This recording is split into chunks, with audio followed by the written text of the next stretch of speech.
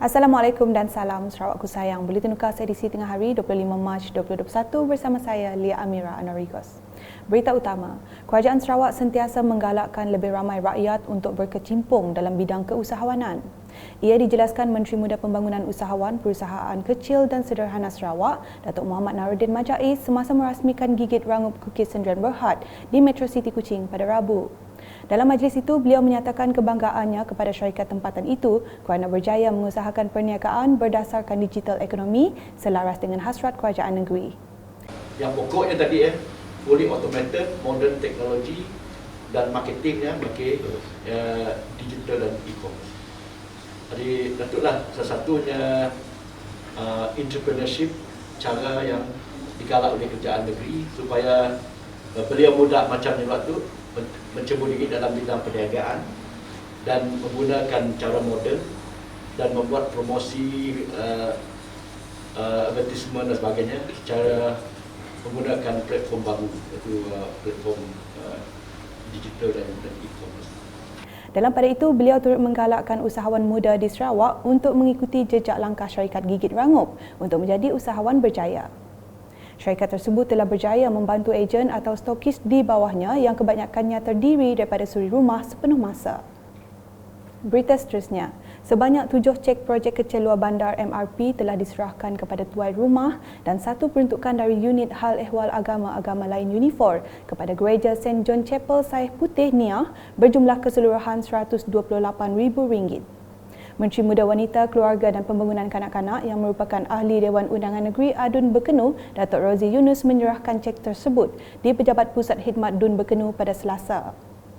Ketika ditemui, tuai rumah Nelson Ningkan yang mewakili Gereja St. John Chapel Saih Putih Niah mengucapkan terima kasih kepada Kerajaan Sarawak khususnya Unifor atas peruntukan ini bagi membaik pulih gereja tersebut. Di bakal ke saya tahu aku saya terima kasih ngau YB kami Datuk Haji Rusi binti Haji Yunus sudah terima duit dari Unifor untuk gereja St. John Chapel Saih Putih rumah Nelson. Jadi aku berasa agak hati lah sudah terima ambil dia agak mau jalan ke projek kita ke duit seperti itu lah. Terima kasih anak saya, terima kasih. Sementara itu, tuai rumah Untul Ibit dari Bukit Pasir, Sungai Saih Merah mengucapkan terima kasih kepada Datuk Rozi di atas peruntukan MRP untuk kegunaan Jawatan Kuasa Kemajuan dan Keselamatan Kampung JKKK. Datuk YB Rozi sudah beri kami geran kena kami melempung ke industri kami nih, kena kami kerja pengawal mengambilnya nih. Terima kasih YB. Selanjutnya, Menteri Muda Pemodenan Pertanian Tanah Adat dan Pembangunan Wilayah Sarawak yang juga Adun Tarat, Datuk Roland Sagawiin telah melawat kebun para petani dan tempat ternakan di kawasan Tarat pada Selasa. Beliau telah mengadakan lawatan ke kebun buah-buahan di Kampung Munggu Kopi, tanaman sayuran hidroponik di Kampung Rayang dan tempat ternakan di Kampung Sungai Bari. Dalam siri lawatan tersebut, para petani dan penternak diberi tunjuk ajar dan nasihat secara ringkas oleh pegawai pertanian dan pegawai veterinar yang terlatih mengenai cara jagaan tanaman dan ternakan mereka. Manakala di Sarike dengan sebanyak 1.15 juta ringgit telah diperuntukkan bagi membina stadium bola keranjang di kawasan Meranti.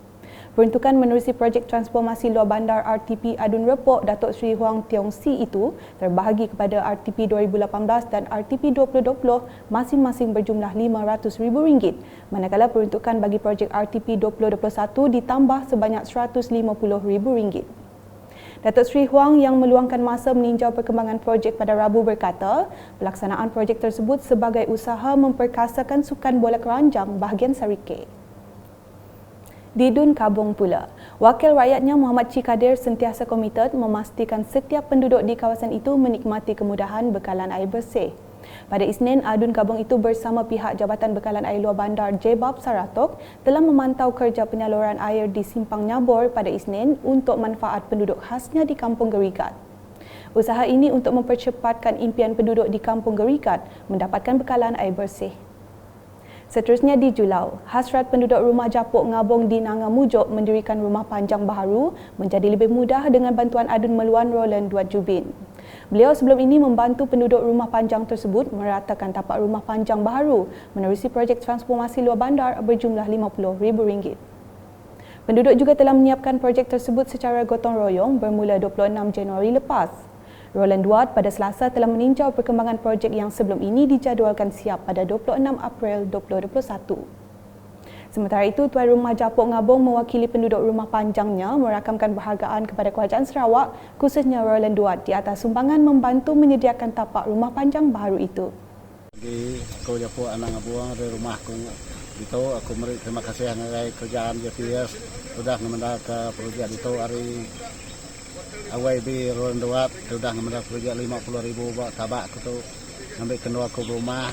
Kalau aku minta sama nyukuang mah pengaruh kita ke sini dekrino kita itu ngambil kita sama hampir pemansang ke diberi orang ke dia tu laban perintah kita ke JPS segi amat kak nyukuang kita menolong itu ini aja. Terima kasih ya. Berita selanjutnya, Adun Setakan Datuk Amar Muhammad Ali Mahmud baru-baru ini telah melawat ke projek Bina Baru Surau Darul Furqan, skim penempatan baru Kampung Binyuk yang telah siap sepenuhnya.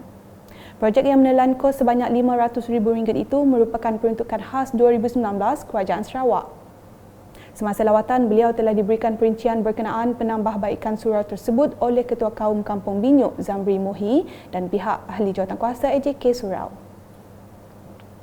Beralih ke laporan COVID-19, dengan Sarawak mencatat 141 kes positif baharu pada Rabu menjadikan jumlah keseluruhan meningkat kepada 14,655 kes. Menurut kenyataan media Jawatankuasa Bencana Negeri Sarawak JPBNS, daerah-daerah yang melaporkan kes adalah seperti yang tertera.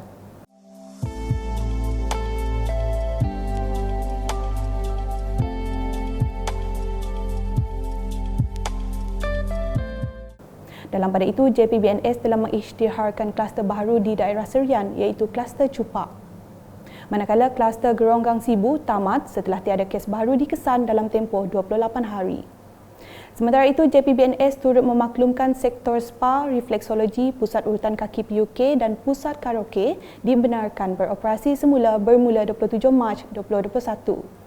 Bagaimanapun, semua premis ini dikehendaki mendapatkan kelulusan dari Jawatankuasa Pengurusan Bencana Bahagian JPBB sebelum memulakan operasi. Selain itu, semua pekerja dan pengusaha mesti telah menjalani ujian swab untuk RT-PCR dan keputusan negatif COVID-19 sebelum operasi bermula. Pemeriksaan berkala akan dilaksanakan untuk memastikan SOP sentiasa dipatuhi. Sekian edisi Tengah Hari bersama saya Lia Amira dan kru penerbitan. Berita lebih lanjut boleh didapati di semua platform media sosial UKAS termasuk portal ukas.sarawak.gov.my dan pastikan anda subscribe UKAS channel di YouTube. Sebelum mengakhiri buletin, saya mewakili seluruh tenaga kerja UKAS mengucapkan setinggi-tinggi penghargaan dan terima kasih kepada seluruh anggota polis Diraja Malaysia PDRM. Selamat menyambut Hari Polis ke-214. Polis dan masyarakat berpisah tiada. Salam UKAS.